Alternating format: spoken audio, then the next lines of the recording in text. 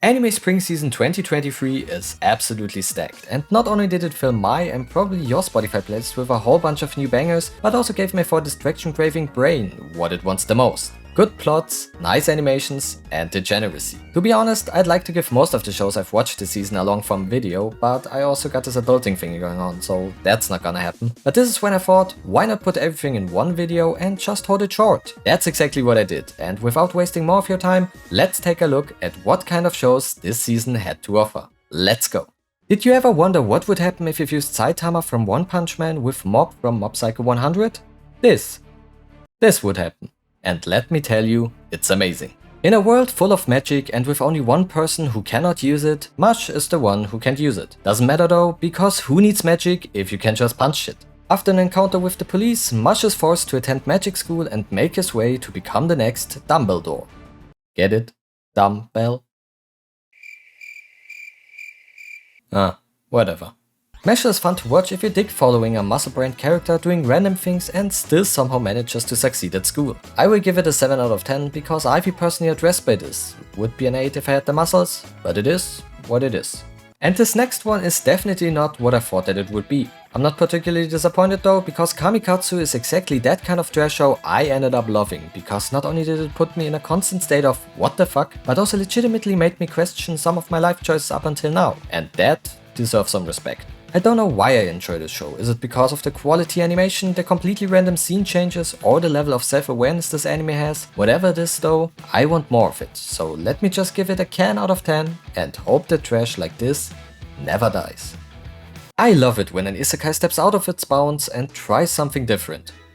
Sometimes. This guy right here didn't get summoned to another world for the first, but for the second time. I watched the first episode of this with mixed feelings and got slightly bored. But then I watched episode 2 and got bored for a second time. At least we're in tune here. The main character is your standard OP isekai protagonist and the other characters, well, they exist.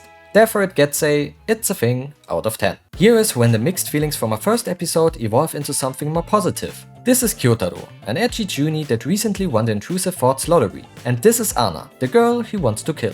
Quite the interesting way of introducing someone to a romance show, but luckily it turned out to be actually enjoyable. Once Kyotaro realizes that he's actually in love with the girl that already lived rent-free in his head to begin with, this anime becomes a lot more sweet and wholesome. He might be a little awkward and shy, but he's an honest boy.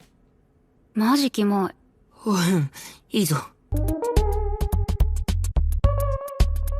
This show gets a 7 out of 10, which incidentally is also the amount of children I imagined kicking the last time I went on a train.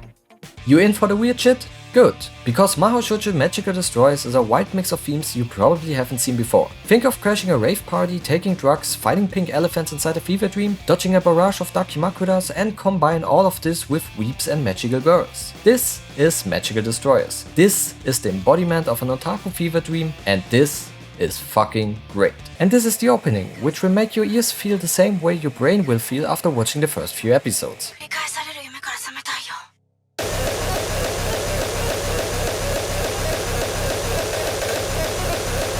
I had a good time. LSD without the health risks, out of 10. The legendary hero is dead. This is indeed an anime. Well, the opening's a banger. Not even the fanservice is good, out of 10. Next one. Hell's Paradise proves that all what you need in a nice and enjoyable shonen anime is badass main characters, fluid animations, and weird looking enemies. I can say much else than that it is pretty solid. It looks good, it sounds good, and the plot, while not being groundbreaking so far, is plenty enough to keep a fan of shonen shows engaged. I see a lot of potential here. I love the aesthetics, and I love Yuzuriha. So, 8 out of 10. Music anime are hitting different. The display of dedication and passion, characters that push through and show you their improvements via a performance you wish you could see in person and not only through a screen. Music that touches your heart and gives you the same dopamine rush a piece of your favorite cake does on a depressing day. And then there's pineapple on pizza. Let me explain. This is the pizza and this the pineapple. To be fair, the CGI in Blue Orchestra is kinda hilarious at first, but for some reason it doesn't really look that bad if you watch it for a second time. Overall, it's good. Not great, but enjoyable. Vivaldi out of 10. Good music. This next show is nothing to sleep on. After hearing about the title for the first time, I immediately had to think about Yofgashinuta, and certain aspects of both shows are quite comparable. But in its core, Insomniac's After School is way more down to earth with how it handles the beauty of the night. It's quite addicting following the main characters around, because the chemistry is truly delightful to watch, and every interaction fills you with joy. The last anime I saw in which two high school students slept together on the first episode wasn't as wholesome, but this one is, and that deserves a not domestic girlfriend out of 10. It's time for the generic harem ecchi show without much substance, featuring an unlikable main character and a few cute girls to cover different tropes. Basic horny stuff, nothing spec. Wait, what? エロいことしか考えてない。考えてない。考えてない。10 out of 10. Next. Chubby boy who gets bullied suddenly finds a door to another world, gets suddenly ripped and handsome, suddenly enrolls at an elite school, and suddenly fixes all of his family problems. Well, as soon as this one caught my attention, it kinda lost me again. The pacing of this anime feels a little off, but don't worry, because at the parts where it could have built some characters and plot points, it luckily decides to remind you 100 fucking times how handsome the main character is. Listen, if it's just for the sake of brain-dead power fantasy, it's not that bad. But for what it is as a whole, I can only go with it's also a thing out of 10.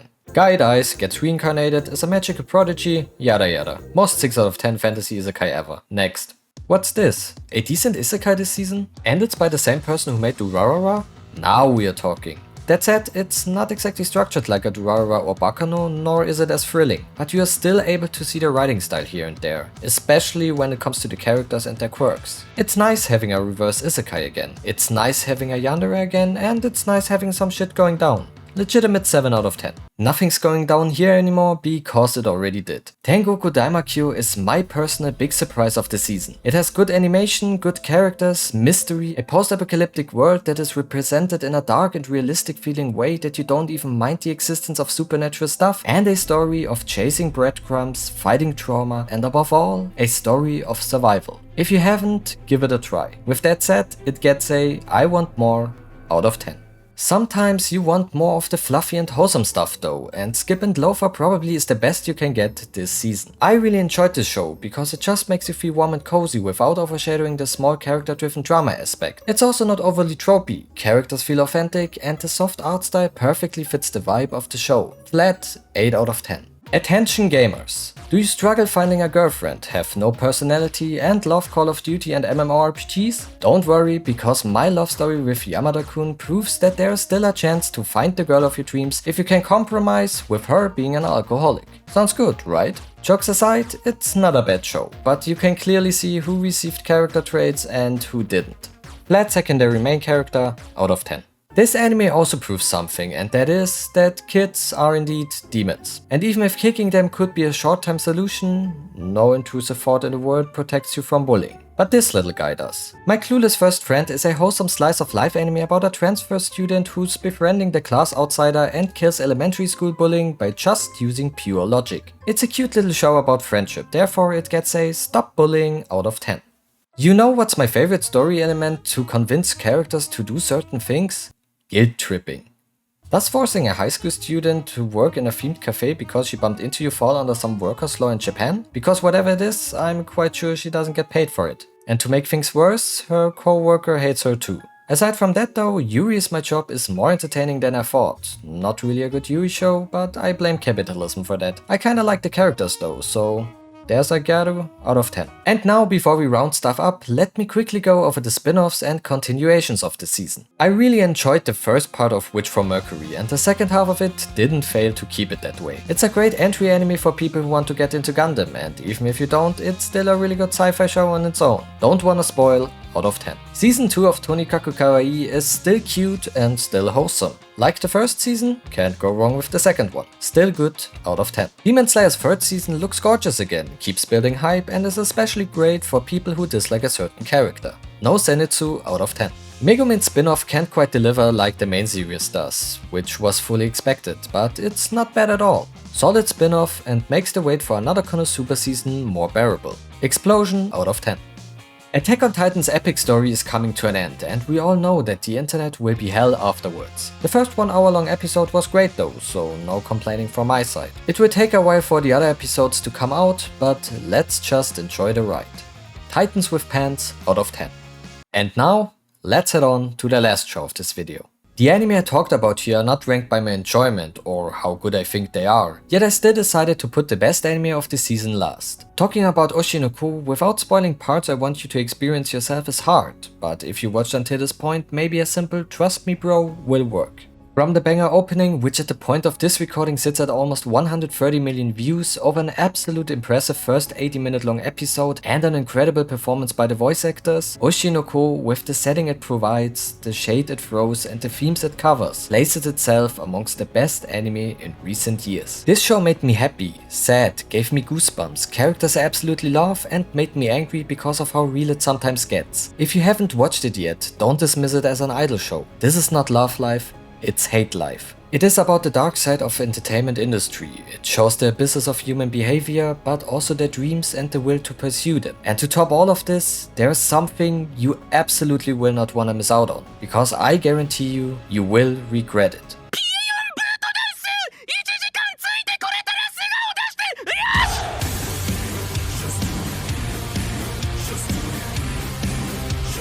As for the last rating of the season, this anime gets an unironical 10 out of 10. And with that, hey guys, thanks for watching my Spring Season 2023 video. Let me know your thoughts, favorite Spring 2023 anime and ratings down in the comments below. I hope you enjoyed it, and if so, please consider hitting the like button and subscribe to the channel to support my stuff in the future. If you feel generous, you can also hit the bell, because I heard that's a good thing. And as always, I hope you're having a wonderful day, and I will see you in the next video. Until then, peace.